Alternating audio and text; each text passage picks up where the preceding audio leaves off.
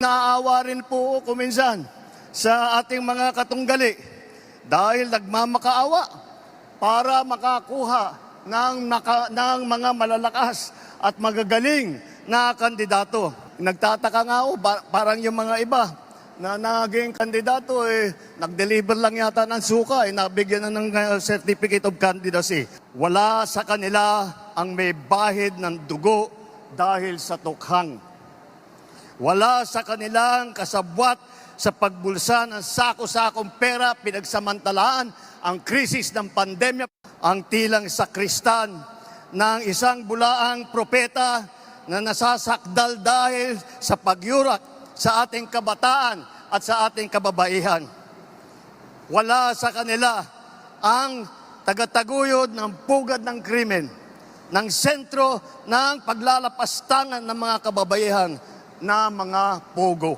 Meron isang presidente na talagang bangag.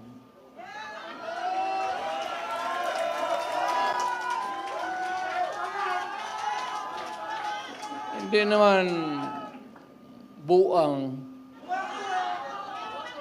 pero yung bisyo ng droga, long term yan. Maging ulol si Marcos,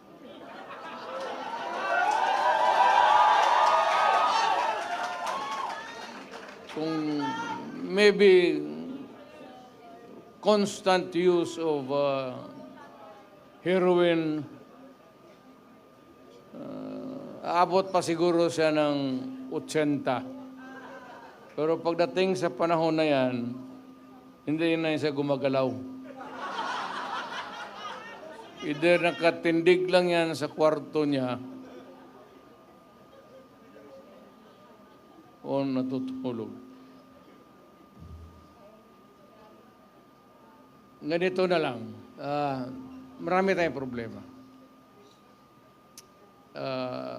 I think the Marcos government has fallen short of the expectations.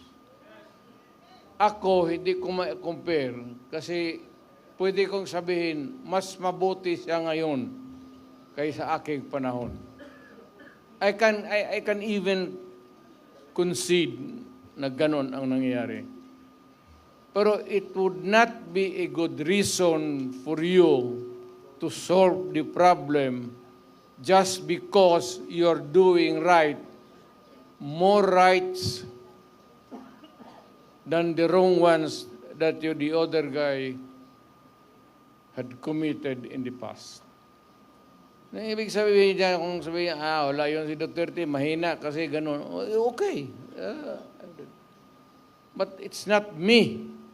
It's the Filipino people. Ang tignan mo ang Pilipino, huwag kang magturo dyan sa mga kalaban mo, kagaya ko, kasi ako, hindi na ako kandidato.